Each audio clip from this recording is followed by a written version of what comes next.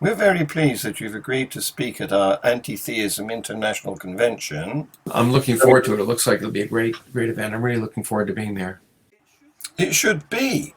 We've got speakers coming from several different countries, and attendees have signed up from Norway, Denmark, Germany, Italy, Romania, apart from, USA and UK.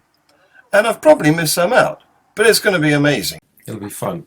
I'm looking. Now, we've asked you to speak on the subject of trying to get our governments to adopt evidence-led policy making. It's a tall order, I know. It is. But you have experience of campaigning on this subject. Well, so, bringing science should be the basis of public policy. Rational thinking and experience. I mean, using empirical evidence and acting rationally, which is really the basis of science, in my opinion, should be the basis of public policy. And I've been dealing with that for many, many years in this country, which we have a long experience of pseudoscience and ignoring science and censoring science. I actually got involved in it, trying to convince the Ohio Board of Education more than 20 years ago to not get rid of evolution in high schools. That's probably where I began my public hat of campaigning. And even though I wasn't a biologist, this was an attack on science. And because, evolution is the basis of modern biology, and it was important not to dilute it or get rid of it in high schools. And so in my own state of Ohio, I got involved speaking and then eventually a public event with the school board members. But then I moved to more broadly, and anytime sort of science issues have been under attack, I've been trying to interact with governments. Various times I've actually talked to Congress people. I've testified before Congress with Buzz Aldrin on the future of space exploration, but also lobbied, basically provided lectures for the National Academy of Sciences, also the Union of Concerned Scientists, the American Physical Society, and then the other area where I was active for a long time was something called the Bulletin of the Atomic Scientists, which was developed right after the Second World War by Manhattan Project scientists to try and warn the world about the dangers of nuclear weapons and try and bring that information to the public. And for almost a dozen years, I was chairman of that organization. Wow!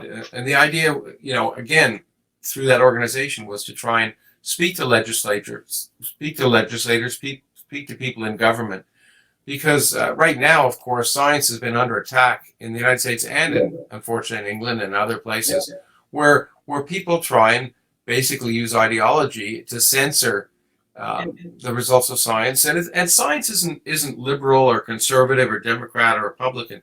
Science is just there to help make our lives better and to help us make rational decisions about the future. And I think it's incredibly important to confront nonsense when it's nonsense. And those are the issues I'll probably speak about at the meeting. We'll want to hear you. This is the very reason we've organized this event, because England seems to have gone backwards over my lifetime.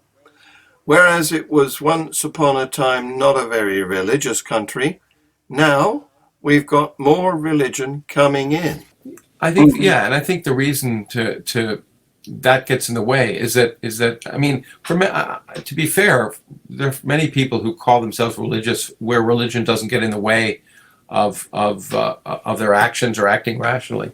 It's when it does that's the problem. When people are blinded by preconceptions that get in the way of that. In fact, I had a dialogue once with Noam Chomsky, since we've spoken about him, where he says he doesn't care what people think, it's what they do that matters. And I agree with him, but it's what you think affects what you do. And that's when there's a problem, when religion gets in the way of rational action when it comes to even the question of, say, gay marriage and or now climate change. That's when there's a problem. People can do funny things under the influence of a belief. Yeah, exactly. And those beliefs can come from many causes, but religious superstition is certainly one. Yes. We've even got a branch of Answers in Genesis in Brighton now. It's amazing. I can't wait to see Brighton, which I've heard good things about. Queen Victoria's favourite resort. Actually, it was the first. The idea of going to the seaside began with her. Anyway, I just want to stop your website address going past and start ours. There we go. Because I want to announce that we not only give recognition to living atheists by presenting awards, but we also pay homage to atheists who have sadly passed on. And this year we are commemorating Christopher Hitchens, one of your personal friends, I believe. Yeah, Christopher was a friend of mine, and I'm always, I was when he was alive, just as now. I kind of was amazed that I got to be a friend of Christopher's, and talked to him about science, in fact. But he was a remarkable man, one of the most remarkable people I've ever known. Yeah. And I got to know him in the years before he died, and was with him shortly before he died, and it was a loss for the world. And I was fortunate enough that his widow asked me to speak his memorial service. I was incredibly honored to do that. Christopher, I used to say whenever I left Christopher's house that I wanted to grow up and be an intellectual, because I was he read so widely and was interested in so many things and so knowledgeable. And we didn't agree on everything, but in fact, the way I first got to know Christopher was actually writing him after his book God Is Not Great, and telling him how wonderful it was, and then discovering to my shock and surprise that he was a fan of my writing and my work. Yeah. And then we got together and became good friends. And as I say, every time I was there, he asked me questions of science, because here was a consummate humanist, journalist, but like any individual who's curious, he didn't somehow separate science from the rest of the world. And we had fascinating discussions about that. I'm incredibly happy that this is honoring Christopher, because it was a loss for the world when he died. Absolutely, yes.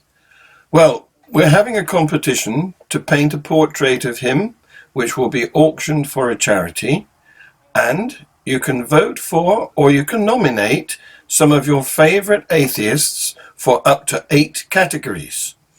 You can see our website on the screen now. And the final thing I want to say is that the early bird ticket prices end on Friday, 31st of January. So if you don't get them before then, you pay more. Lawrence, I can't wait to meet you in person and to hear you speak at our event. Thanks very much for this interview. And thanks everyone for watching. Thanks. It's been great to be with you virtually. Great. Bye-bye. Bye-bye.